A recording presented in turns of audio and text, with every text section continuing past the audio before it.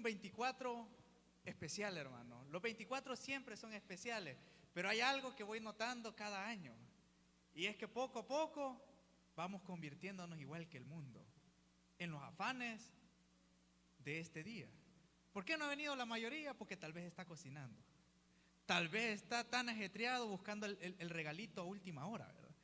Lamentablemente hay hermanos que nos hacen falta y que creo que desde el más allá, no, mentira, desde allá del otro lado de su celular nos están viendo, pero desde ahí esperamos que también estén siendo bendecidos con este culto. La verdad, hermanos, que el tiempo de Navidad, aunque hablando lo que es teológicamente, históricamente, no es en esta fecha, viene siendo ya por marzo, abril, ¿verdad? Pero algo bueno que salió de las tradiciones fue por lo menos un día de recordar que en la historia nació Jesús, el Hijo de Dios, y eso es lo importante, y eso muchas veces es lo que se nos olvida, en realidad el verdadero significado de la Navidad. Y quiero que me acompañen, hermanos, vamos a leer en Apocalipsis capítulo 5.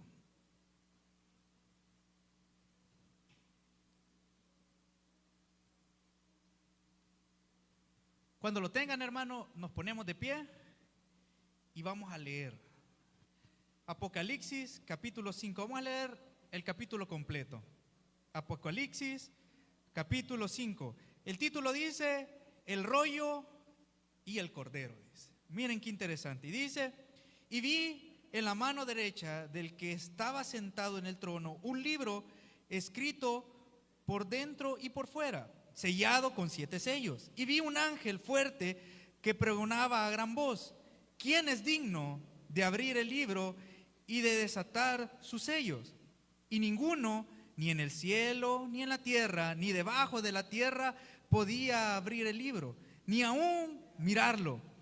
Y lloraba yo mucho, porque no se había hallado a ninguno digno de abrir el libro, ni de leerlo, ni de mirarlo. Y uno de los ancianos me dijo: no llores, he aquí que el león de la tribu de Judá, la raíz de David, ha vencido para abrir el libro y desatar sus 7 sellos. Y miré y vi que en medio del trono y de los 4 seres vivientes y en medio de los ancianos estaba en pie un cordero como inmolado, que tenía 7 cuernos y 7 ojos, los cuales son los 7 espíritus de Dios enviados por toda la tierra. Y vino y tomó el libro de la mano derecha del que estaba sentado en el trono. Y cuando hubo tomado el libro, los 4 seres vivientes y los 24 ancianos se postraron delante del cordero.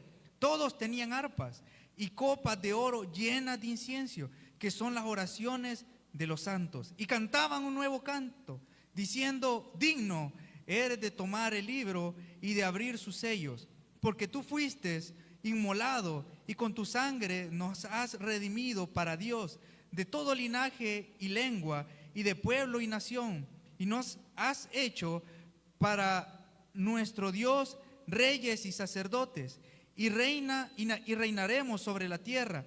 Y miré y oí la voz de muchos ángeles alrededor del trono, y de los seres vivientes, y de los ancianos, y su número era millones de millones, que decían a gran voz: el cordero que fue inmolado es digno de tomar el poder, la riqueza, la sabiduría, la fortaleza, la honra, la gloria y la alabanza. Y todo lo creado que está en los cielos y sobre la tierra y debajo de la tierra y en el mar, y a todas las cosas que en ellos hay, oí decir a aquel que está sentado en el trono: al cordero sea la alabanza, la honra, la gloria, el poder por los siglos de los siglos. Amén. Oramos. Dios, gracias por la bendición que tú nos regalas de poder abrir tu palabra. Gracias porque este día podemos recordar aquel momento en la historia donde, Señor, tú mandaste a tu Hijo Jesús a nacer, Señor, a nacer con un propósito. Gracias, Señor Jesús, porque en ese propósito estábamos nosotros, que ahora podemos ser llamados hijos tuyos. Gracias porque tenemos esa unión, porque sé que en muchas iglesias también están celebrando este momento, esta celebración, recordando que un momento en la historia tú naciste, Señor Jesús. Gracias porque tú nos puedes comprender como seres humanos, porque tú viviste sobre la tierra. Dios, quiero pedir a tu Espíritu Santo que nos pueda ayudar a comprender tu palabra y que nos pueda ayudar también a ponerla en práctica, Señor. En tu nombre oro, Señor Jesús. Amén y amén. Pueden sentarse, hermanos. Saben que hace años, cuando estaba estudiando teología, conocí a una amiga, que ahora es mi amiga. Es una chapina, se llama Carla. La cuestión es que un día, hablando por ella por teléfono, ¿verdad? Empezamos, ella es estudiante ahí donde estudia Moy, fue estudiante, y empezamos a hablar de temas ahí bien profundos de la Biblia, temas teológicos, y ahí estábamos discutiendo. Llegó un momento en la plática que empezamos a preguntarnos cuál es el evento que trasciende en la Biblia. Entonces empezamos a hablar y dentro de la plática empezaba la segunda venida de Cristo. Y empezamos a hablar que si ese era el punto más importante de la Biblia y que de eso dependía toda la demás Biblia. No, decíamos, y nos fuimos más atrás. Fue la muerte de Cristo y la resurrección. Y analizábamos y decíamos, no, yo creo que va más atrás. Es el nacimiento de Jesús, el momento que trasciende en la historia. Sí, pero como que faltaba algo, decíamos, y nos íbamos más atrás y empezamos a ver los profetas, empezamos a ver esa plática, hermano, se hizo larga, como de 3-4 horas hablando con ella, y se enojaba, yo me enojaba y empezábamos a discutir, pero todo descubriendo, y de repente llegamos a un versículo muy interesante. Empezamos desde Apocalipsis discutiendo y llegamos hasta Génesis. Y quiero que para poder entender lo que acabamos de leer, vamos a ir al libro de Génesis, al capítulo 3. Y ahí hay algo muy interesante y un versículo que estoy más que seguro que muchas veces lo hemos escuchado, pero muchas veces no lo hemos entendido. Y miren qué interesante.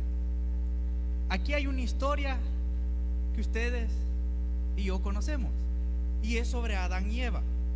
Ustedes conocen y lo han leído que estaba la serpiente en el huerto del Edén, y en eso, por extrañas razones, Eva estaba solita, quedó sola, y en eso aprovechó la serpiente. La serpiente, un animal muy astuto. Él representa al padre de la mentira, o sea, es un profesional mintiendo, es un experto haciendo que crean lo que no es verdad. Es un profesional, o sea, si nosotros pensamos que podemos mentir a alguien, este tipo era el padre de la mentira, dice. Entonces viene y empieza a hablar con Eva, tienen una plática y al final hacen que Eva coma el fruto. Pero miren lo interesante, en ese momento no sucedió nada. Eva comió el fruto. El problema fue que empezó a sentir culpa. ¿Y a dónde llegó? A donde Adán. Y estaba donde Adán y vino y le contó tal vez lo que había hecho. ¿Y qué hizo? Adán comió de la fruta. Miren lo interesante.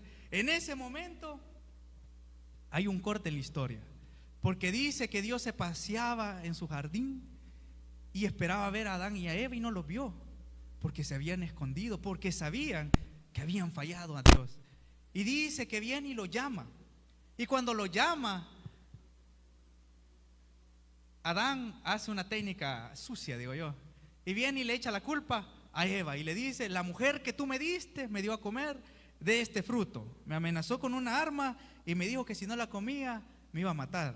No, lo hizo de voluntad y lo comió.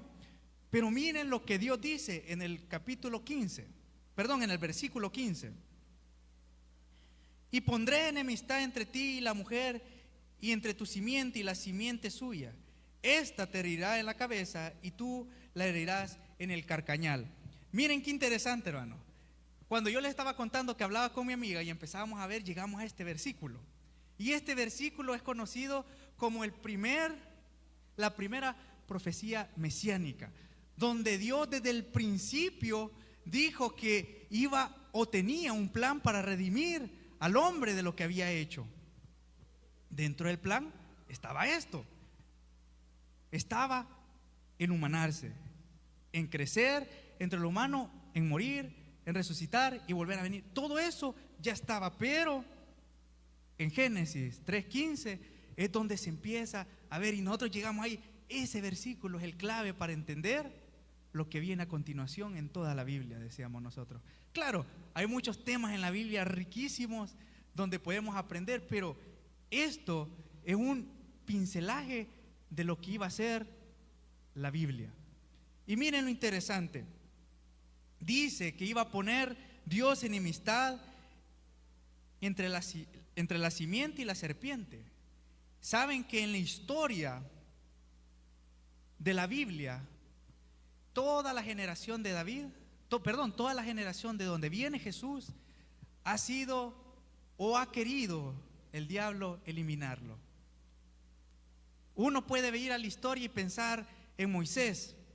Imagínense qué hubiera pasado si el faraón en realidad hubiera destruido a todo el pueblo de Israel, a todos los hebreos. Entonces Jesús ya no hubiera nacido. Pero no, Dios dentro de eso tenía un plan. Y aunque el enemigo, aunque la serpiente tenía un plan para matar a todos los hebreos, Dios tenía a Moisés para liberarlo. Y así uno puede ir viendo en toda la Biblia cómo se va narrando de dónde viene Jesús. Y toda su descendencia ha sido perseguida, ha sido asesinada en muchos casos, pero siempre ha habido una semillita, y eso es parte del plan de Dios. Y con esto, para poder entender lo que acabamos de leer al principio, vamos a aprender 3 cosas que nos está enseñando este pasaje, para poder entender lo que leímos en Apocalipsis. Y miren lo interesante. Yo les hago una pregunta. ¿Ustedes merecían que Jesús muriera por ustedes? ¿Merecía que muriera por mí? ¿Merecíamos la salvación que ahora tenemos? Creo que la respuesta sería que no. ¿Y por qué tenemos la salvación? Y es por gracia. Y es por gracia. Yo me hacía la pregunta y decía, bueno, Adán y Eva pecaron. Fueron una creación desobediente, la regaron. ¿Por qué Dios no vino y dijo, bueno, me fallaron esto, ¿por qué no los elimino? O sea, bastaba con un suspiro para quitarles la vida y se acababa. Y bien, podía haber hecho nuevamente de la tierra a otro humano, de la costilla a otra mujer, que no pecaran, pero no. ¿Qué hizo Dios? Le dio una promesa del que iba a redimir. Entonces, hermanos, quiero que en esta noche aprendamos 3 cositas, y una de esas es la gracia. Saben que Dios este año 2024 nos ha regalado tantas cosas, nos ha regalado salud, nos ha regalado vivencias hermosas con la familia. Es cierto que hay cosas malas, pero Dios tiene el control de todo, y en esas cosas malas Dios nos enseña a salir adelante, a amarlo más a Él. Dios nos da tantas cosas, y viene la pregunta: ¿nosotros somos agradecidos por lo que Dios nos da? Saben que hace como un mes les compartía la palabra a los jóvenes, y mirábamos un texto pequeño que es cuando los leprosos se acercan a Jesús, los 10 leprosos, y Jesús sana a los 10, pero solo uno regresa a agradecerles. Hermanos, quiero que aprendamos algo esta noche, y es a ser agradecidos, porque Dios en su gracia nos dio el mejor regalo, que fue Cristo, para tener la salvación. Pero ahora ustedes, ¿qué tienen para regalarle a Dios? Su vida. Y si es sus vidas, ¿por qué no la entregamos entonces? Porque cuando uno acepta al Señor, le dice: Señor Jesús, yo te entrego todo lo que soy. Pero cuando Dios viene y me pide algo, empiezo a hacerme el desentendido, ¿verdad? No, no es conmigo. No es conmigo, yo no escucho. Tal vez cuántas veces no escuchamos aquí que nos invitaron a que hiciéramos algo para los hermanos. Y tal vez era Dios diciéndonos que hiciéramos algo en agradecimiento y no lo hicimos. ¿Cuántas veces vino a nuestros corazones, a nuestra mente, poder hablar de Él a otras personas y no lo hicimos? ¿Por qué? Porque es parte de ser desagradecidos, hermanos. Saben que hay una mala costumbre en algunos pueblitos. En los pueblitos de aquí de El Salvador son poco agradecidos. ¿En qué sentido? Uno muchas veces viene y les entrega un presente, les hace un favor, y uno tal vez no está esperando que les den dinero o algo, no, sino que está esperando con que le digan: hey, gracias por haberme ayudado. Y no lo hacen. Miren qué terrible es, y yo se los digo con mucho respeto y con amor. Ahí en Santa Bárbara, a gente que a veces voy caminando ahí en la calle cuando andábamos evangelizando, todos les hacíamos el favor, y ellos no te daban las gracias, sino que era así como que: ya le hice las cosas, vaya. Y vos así como es que esperando, y me van a decir gracias. Y nada. Agradecidos, hermanos. Aquí Jorge vino y dice: hermanos, ¿quién quiere pasar a dar una acción de gracia? Y nadie se quería acercar. No sé si por pena subirse, pero hermanos, tenemos que ser agradecidos porque Dios nos ha dado tanto, y no por merecerlo, no por esfuerzo propio, sino porque fue su gracia darnos vida, salud, acercarnos a Él, buenos momentos. Aún lo malo es Dios y tenemos que estar agradecidos. Tarea: cuando usted está orando esta noche, cuando usted está orando ya casi terminando el año, dígale: gracias Dios por todo, por lo bueno, por lo malo, por lo feo, por lo bonito. Gracias por todo. Saben que en estos tiempos de ahora, lo que más reina en el pensamiento del ser humano es la doctrina, le digo yo, del humanismo. ¿Y de qué trata esto? Es de ese pensamiento de que yo puedo hacer todo y por mis fuerzas puedo hacer todo. Saben que yo les contaba aquel día, y es una acción de gracias que yo tengo, que el Señor me permitió graduarme este año ya de psicólogo. Y la verdad que yo mis amigos los tengo ahí, mis amigos de universidad, y ellos dicen: no, gracias a mi esfuerzo llegué acá, gracias a mi desvelo, gracias a mi sacrificio, gracias a esto, pero todo es gracias a mí, dicen. Y yo me quedaba pensando: pero si Dios no me diera la vida, ¿de qué me voy a jactar yo? Decía. No, al final todo lo que yo hice, todo el esfuerzo que tal vez invertí, fue porque Dios me permitió llegar ahí, porque Dios me permitió tener la fuerza, porque Dios me permitió tener la gracia. Porque créanme, hermano, yo soy una persona bien sincera y yo admito, yo soy un estudiante promedio, yo no soy erudito, pero hay cosas que yo le digo a Dios: Dios, dame la sabiduría, y yo no sé cómo, y de repente, esta es la respuesta, digo. Saben que yo puedo admitirlo, yo me puedo jactar de eso. Yo no copié en toda mi carrera, más que en una materia, que ahí sí me poncharon porque yo no sé inglés. Y hasta el día de hoy, el inglés no sé. Me pueden estar hablando, puedo salir con gringos meses completos y yo del inglés, yes, hi, y hasta ahí. Porque de ahí más, no puedo, hermano. Pero créanme que fue Dios, y yo sé que en sus vidas Dios ha hecho mucho, en sus trabajos yo sé que Dios les ha dado gracia. Porque yo no sé a cuántos aquí escucharon que este año, hey, fulanito ya no va a seguir el otro año. Le dieron, lo cortaron ya, lo despidieron. Pero ustedes no, hermano, ustedes tienen trabajo. Ustedes tenemos que ser agradecidos, hermanos, por todo. Dios nada le costaba hacer pedazos de Adán a Eva, pero Él dijo: no, aunque ellos no lo merezcan, voy a poner este plan. Y si Dios de gracia da, nosotros tenemos que ser agradecidos y dar de gracia también. Así que, hermanos, yo siempre que estoy acá los motivo a que si no están en un ministerio, por favor, hermanos, métanse, porque es una forma de agradecer a Dios de todo lo que Él nos da, de todo lo que Él hace en nuestra vida y de todo lo que ha hecho por nosotros. Es una forma de agradecer. Pero el tiempo avanza y quiero que miremos un punto interesante también. Y hoy quiero que nos vayamos al Nuevo Testamento y vamos a ir a Filipenses 2. Filipenses 2.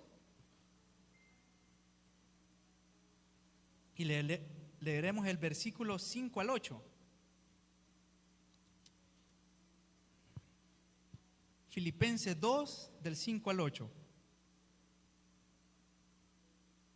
Dice: haya pues en vosotros este sentir que hubo también en Cristo Jesús, el cual siendo en forma de Dios, no estimó al ser igual a Dios como cosa que aferrarse, sino que se despojó a sí mismo, tomando forma de siervo, hecho semejante a los hombres, estando en la condición de hombres. ¿Qué dice ahí, hermanos? ¿El qué? Se humilló, dice, a sí mismo, haciéndose obediente hasta la muerte y muerte de cruz. Miren qué interesante, hermano. Saben que en estos tiempos, aparte de ese pensamiento humanista, hay algo que crece en el ser humano desmedidamente, y es la arrogancia. Yo les pregunto, hermano, ¿somos arrogantes? ¿Son arrogantes, hermano? ¿Soy arrogante? ¿O soy humilde? Saben que esta palabra humildad está pegada con la adoración. Y en cierta ocasión me explicaban una forma muy, pongámoslo así, muy directa de ver esta forma, cómo lo describe la Biblia, que se refiere con la humildad y la adoración. Y el que me instruía me decía, es que en la Biblia el término que se están utilizando ahí hacen referencia a algo. Primero, hacen referencia a un animal, decía, a un perro. Y la otra hacía referencia al amo. Y dice él, la humildad y la adoración están pegadas con esto, a esta ilustración. Y es cuando, yo no sé quiénes tienen aquí perros y quiénes tienen gatos, pero usted viene y se sienta y ve al gato y le empieza a hacer. El gato, bien creído, lo va a voltear a ver y si le da la gana se va a acercar, pero jamás va a agachar la cabeza, sino que se le va a arrastrar en el pie y se va a ir. Los gatos son soberbios, pero el perro no. Usted al perro viene y le hace, venga Chuchito, le dice. ¿Qué hace el perro cuando se acerca? Agacha la cabeza. Usted lo empieza a sobar y él con la cabeza agachada. Y de repente usted, cuando se viene a dar cuenta, lo empieza a lamer, le empieza a dar amor. Pues cuando dice humildad, cuando dice adoración, se está refiriendo a esa ilustración. Cuando uno viene y se humilla y es humilde y viene a adorar, es como un animalito. Nosotros, ¿cómo nos acercamos a Dios? No nos acercamos con el pecho así, ¿va? ¿Cómo nos acercamos? ¿Por qué? Porque estamos reconociendo que Dios es mayor que nosotros y estamos siendo humildes a demostrarle nuestra ¿qué? Nuestra obediencia. Los animalitos enseñan eso y es muy interesante porque al Chucho solo le hacen así y agacha. Yo le pregunto, hermano, cuando el Señor a usted lo reprende, cuando usted al Señor le habla, ¿cómo se acerca? ¿Con soberbia o humilde?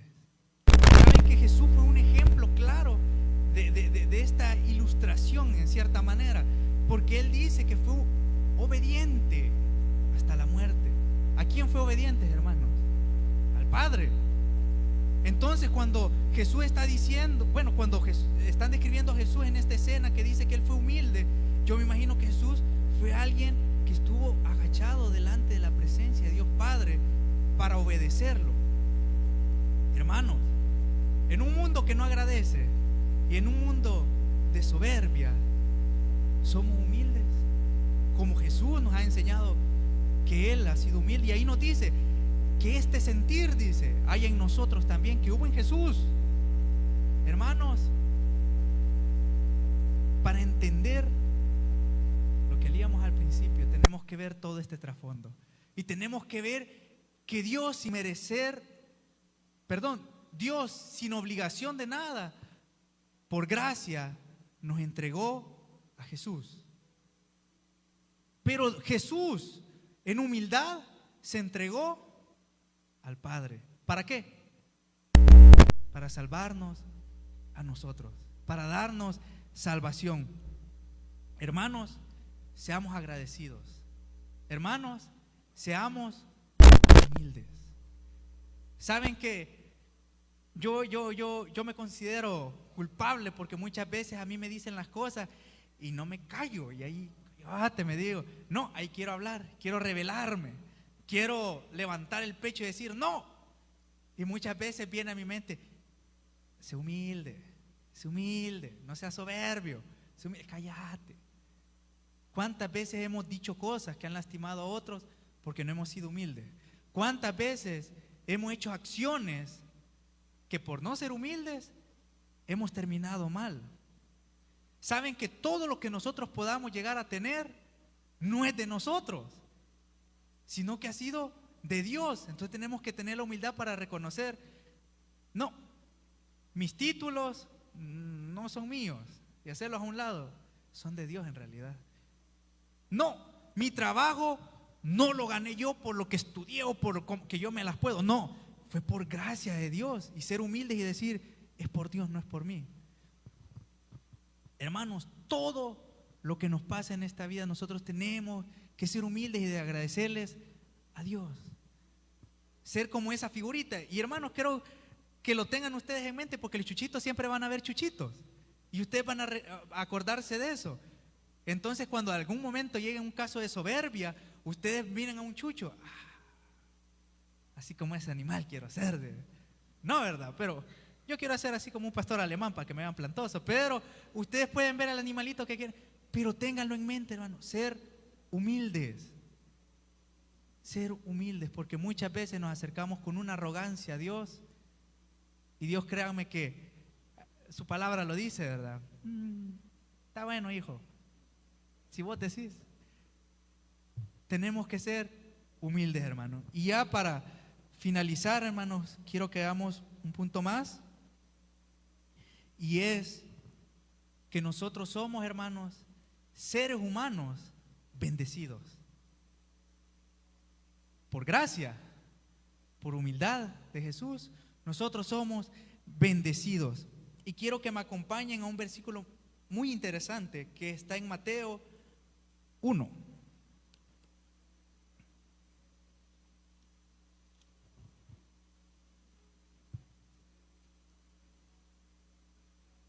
Mateo 1.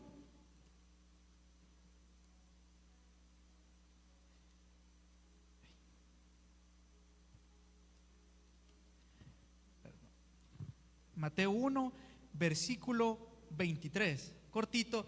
Este versículo es una referencia del libro de Isaías. Y dice, he aquí una virgen concebirá y dará a luz un hijo y llamará su nombre, ¿el qué, hermanos? Emanuel. ¿Y qué significa Emanuel? Ufa. Miren, hermanos, yo no sé, por eso les digo, todos estos cositas que hemos visto son para entender el libro que está, lo que leímos en Apocalipsis. ¿Quién fue el único capaz de abrir el rollo? ¿Quién fue el único? Decía. Y dice que los seres vivientes, esa imagen angelical tremenda que yo creo que nuestra mente finita no puede comprender qué tremendo. Y yo creo que ni Juan comprendía lo que estaba viendo, pero él lo que pudo y lo que le cayó ahí en la mente fue lo que puso. Hermanos, estaba en un momento tremendo donde estaban las huestes celestiales, donde había millones de millones, decía. Y aún así, cuando aparece el único que fue digno de abrir el rollo, dice que todos los seres se inclinan. Yo me pongo a pensar, hermanos, en ese momento, ¿cómo vamos a estar nosotros ahí? ¿Cómo vamos a estar, hermanos? Inclinados, hermanos. Inclinados. Yo no sé ustedes cuando están adorando al Señor, no lo digo aquí en la iglesia, sino que en sus casas, ¿cómo lo hacen? ¿Qué sentimiento, qué emociones genera eso en ustedes? Cuando ustedes están en su soledad y de repente empiezan a orar y de repente empiezan a cantar, empiezan a leer la Biblia, ¿qué sienten en su corazón? Saben que este mundo tiene algo, o el ser humano tiene algo muy interesante, que es de costumbres. El ser humano está hecho de costumbres. Acostumbrados a desayunar los que desayunan, acostumbrados a almorzar, a cenar, acostumbrados a que tal hora me tengo que bañar, acostumbrados a que tal hora me tengo que alistar para irme al trabajo, acostumbrados a esto, acostumbrados a aquello. Pero cuando uno se acerca a Dios, todas las veces no tiene que ser por costumbre, sino que tiene que ser todas las veces una forma especial de acercarse al Dios eterno. Porque leíamos que fue el único digno que se merece la honra, el poder, la gloria. ¿Y qué acabamos de leer ahorita en Mateo, hermanos? Dice que un hijo iba a nacer y que su nombre iba a ser Emanuel.